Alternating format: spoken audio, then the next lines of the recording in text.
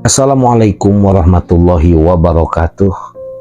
Saudaraku yang dirahmati oleh Allah Subhanahu wa Ta'ala, di tengah kesibukan kita menjalani kehidupan dunia yang satu fase pasti akan kita lalui, yang sering kita lupakan, yang sering kita anggap jauh, padahal dia sangat dekat dengan kita.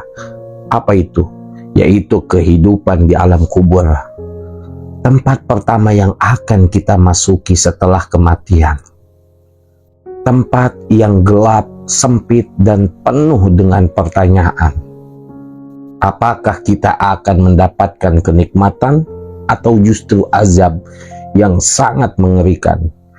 Hari ini saya akan menyampaikan sebuah kisah yang disebutkan dalam kitab Ahwalul Qubur wa Ahwalu Ahliha, karya seorang ulama besar yang bernama Ibnu Rajab Al-Hambali. Kisah ini bukan sekedar cerita, tapi peringatan tentang bagaimana siksa kubur itu benar-benar terjadi dan bisa disaksikan oleh sebagian manusia. Maka dengarkan baik-baik dan bayangkan seolah-olah kita yang ada di dalamnya. Malam itu gelap sekali, langit tanpa cahaya, angin berhembus pelan, membawa hawa dingin yang menusuk tulang.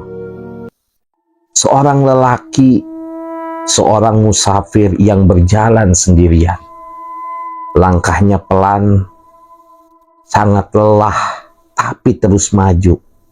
Tidak ada teman, tidak ada penerang, hanya dirinya dan suara langkah kaki yang menggema di kesunyian malam. Semakin lama berjalan, ia memasuki sebuah wilayah yang sangat asing, sepi sekali, sunyi sekali, dan terasa berat. Seolah tempat itu menyimpan sesuatu yang tidak kasat mata. Dan benar, ia telah sampai di sebuah area pemakaman. Kuburan lama, kuburan dari zaman jahiliyah. Tanahnya kering, pecah-pecah, sangat tandus, dan nisan-nisannya miring. Sebagian hampir roboh. Tidak ada suara, tidak ada kehidupan. Yang ada hanya kematian yang terasa begitu dekat. Musafir itu mencoba tetap berjalan. Namun tiba-tiba tanah di salah satu kubur itu bergerak. Perlahan retakan muncul. Suara tanah bergeser terdengar sangat jelas sekali. Dan dalam hitungan detik, tanah itu terbuka. Dari dalamnya keluar seorang lelaki. Tubuhnya dilahap api yang menyala tanpa henti, membakar tapi tidak membinasakannya. Wajahnya penuh penderitaan, matanya merah, penuh ketakutan, dan di lehernya tergantung rantai dari api. Rantai itu sangat berat sekali, menyeret, mengikat, bahkan menyiksa. Suara gemeretaknya membuat suasana semakin mencekam. Musafir itu berhenti. Tubuhnya kaku. Hatinya berdegup kencang sekali. Ia ingin lari, tapi tidak mampu. Lelaki itu menatapnya dengan tatapan penuh harapan dan keputusasaan. Lalu berkatalah, "Wahai hamba Allah, tolong aku." Kata laki-laki yang terbelenggu oleh api, "Beri aku minum, siramkan air kepadaku." Suara itu serak, lemah sekali, tapi penuh penderitaan. Musafir itu memegang air yang ia bawa. Tangannya gemetar, hatinya diliputi rasa takut. apakah ini ujian atau tipu daya? Saat ia hendak melangkah, tiba-tiba suara lain terdengar, keras sekali dan sangat tegas, datang dari arah kubur yang lain. "Jangan kau beri dia minum." Musafir itu menoleh dan melihat sosok kedua keluar dari kuburan yang lain. Wajahnya tegas, matanya tajam, dan suaranya penuh peringatan. Dia adalah orang kafir, kata kuburan sebelahnya, tanpa menunggu sosok itu menarik rantai api yang melilit leher lelaki pertama. Tarikan yang kuat, yang keras. Lelaki itu menjerit, jeritan yang menggema membelah kesunyian malam. Namun tidak ada yang bisa menolongnya. Ia diseret kembali ke dalam kuburannya. Tanah menutup kembali dan semuanya kembali sunyi. Musafir itu berdiri lama. Tubuhnya lemas, hatinya terguncang. Apa yang ia lihat bukan sekedar mimpi, itu sangat nyata. Dan itu adalah bagian dari kehidupan alam kubur yang selama ini tersembunyi dari pandangan manusia. Dengan rasa takut, ia melanjutkan perjalanannya. Langkahnya kini terasa berat. Setiap bayangan terasa menakutkan. Setiap suara terasa mencurigakan. Hingga akhirnya ia sampai di sebuah rumah yang sangat tua. Di sana tinggal seorang wanita tua. Ia meminta izin untuk bermalam. Dan wanita itu mengizinkannya. Namun di samping rumah itu ada satu kuburan. Sunyi sekali, gelap sekali, dan terasa aneh. Malam semakin larut. Angin semakin dingin. Dan tiba-tiba terdengar suara pelan tapi jelas.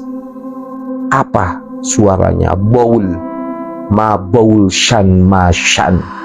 Suara itu berulang kali tanpa henti, seperti ratapan, seperti penyesalan, seperti seseorang yang ingin kembali tapi dia tidak bisa. Musafir itu sangat merinding.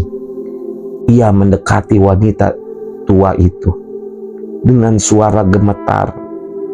"Wahai ibu, suara apa itu tadi?" Wanita itu menatapnya dengan wajah yang tenang tapi menyimpan kesedihan.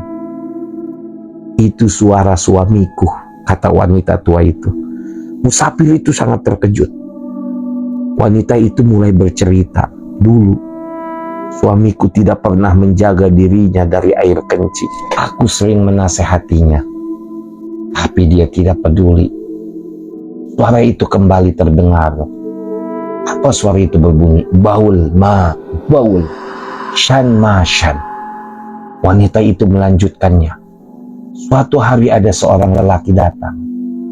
Ia meminta air, ia sangat kehausan. Tapi suamiku menolak menolongnya. Ia berkata, 'Ambil sendiri air itu.' Padahal orang itu sudah sangat lemah sekali. Dan akhirnya orang itu meninggal. Hening, sunyi, sangat mencekam. Sejak hari itu, setelah suamiku meninggal, setiap malam suara itu terdengar. Sangat menyesal, tapi sudah terlambat." Musafir itu tidak bisa tidur. Ia hanya duduk, mendengarkan suara itu, berulang-ulang kali tanpa henti, seperti pengingat, seperti peringatan, seperti ancaman, dan sangat ketakutan. Saudaraku, kisah ini disebutkan dalam kitab Ahwalul Kubur wa Ahwalu Ahliha, agar kita sadar bahwa siksa kubur itu nyata, bahwa dosa kecil yang kita anggap sepele bisa menjadi sebab azab yang sangat besar. Tidak menjaga kebersihan, meremehkan dosa, tidak peduli dengan orang lain, semua itu akan dimintai pertanggungjawaban. Kubur itu gelap, kubur itu sempit, kubur itu sunyi. Tidak ada teman, tidak ada keluarga, tidak ada harta, hanya amal. Jika amal baik, kubur akan menjadi taman, taman yang surga dan sangat indah. Jika amal buruk, kubur menjadi lubang neraka. Bayangkan ketika kita sendiri di dalam tanah, tidak bisa bergerak, tidak bisa berbicara, tidak bisa kembali. Baul ma baul, syan ma syan.